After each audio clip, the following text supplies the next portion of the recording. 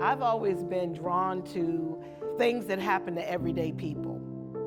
And I read this and I was just blown away. I was like, oh my goodness, this happened right here in Hampton. And again, one of those things that we just never heard of. What happens when you're just a regular girl, 16 years old in 1912? Your days consist of washing clothes for people. I had a newspaper article that was in Daily Press. And when I read the name, I called my mother. She told me that was my grandmother's baby sister. My name is Sandra Lee Packett, and Virginia Christian was my great aunt on my mother's side. Now the picture that I got, this is my grandma, Virginia's sister, and this is my mother. She went on to tell me what happened that she knew that caused the argument that came between Virginia and Miss Belot. Miss Belot had gone over to Virginia Christian's house that morning, and a week prior, she accused Virginia of stealing a black skirt. And she told her that if she didn't have $5, which in 1912 was a lot of money, if she didn't have that $5 to pay her back for the skirt, that she was going to get her in trouble. So that morning, Virginia didn't show up for work because she had just secured another washer position with another person. Virginia comes in, has a conversation with her mom. Her mom says, look, I want you to go to Miss Belot's house, but let this be the last time. And when she walked in, Miss Belot threw something at her. A nasty spittoon, and she threw it so hard it broke. So then Miss Belot turns to go to a window to grab a broomstick out the window. Virginia sees her doing it, so she grabs another broomstick out the window, and she hits Miss Belot upside the head. Miss Belot falls to the ground. She's moaning, she's groaning, and the windows are up. She saw a towel and she stuffed it in her mouth so that people couldn't hear her holler. She jams it down her throat so hard, she pulls her hair in, rolls her tongue back, and when she didn't hear her moaning much anymore, she was quieter, then Virginia left. So the police went to Virginia's house, they ransacked the house, they took her to jail. Because of the prominence of the Belot family, they wanted her executed. The governor said right from the start, she was guilty.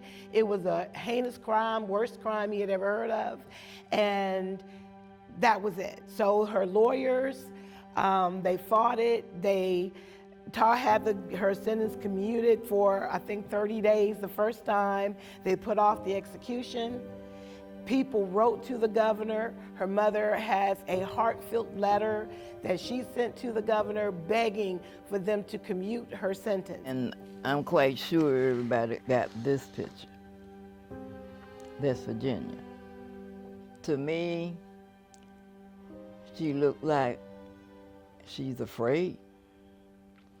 And to me, she looked like she realized she had to accept because it wasn't a choice. I believe my mother never talked about it because I believe that they were told or taught as well not to talk about it. Her mother told them to never discuss it or talk about it because they didn't want people to think that they were murderers. For years, it's with me on and off, just like a windshield wiper. I don't forget it. I let it go for a while and then it hit me, boom. You need to try to do something.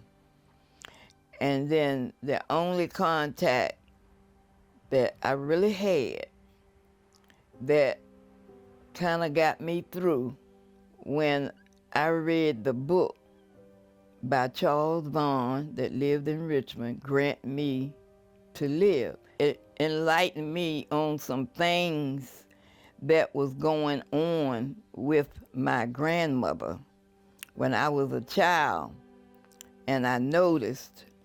And some of the things that I can imagine what my grandmother went through, when I realized she had a reason.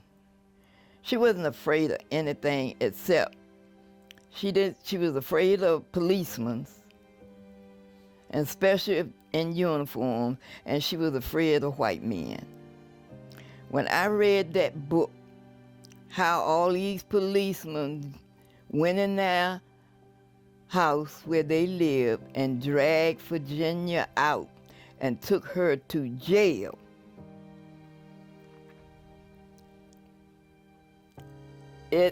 That part got to me, because now I know why my grandmother was afraid of the police, why she was afraid of white men or people. She was traumatized, and at that time there was no help for her. Even though Virginia Christian did commit this murder, she murdered her boss. My question that I was trying to answer was, one, why is this story important to tell now? And two, what is the positive thing that can come from this? What is something that we can learn from this?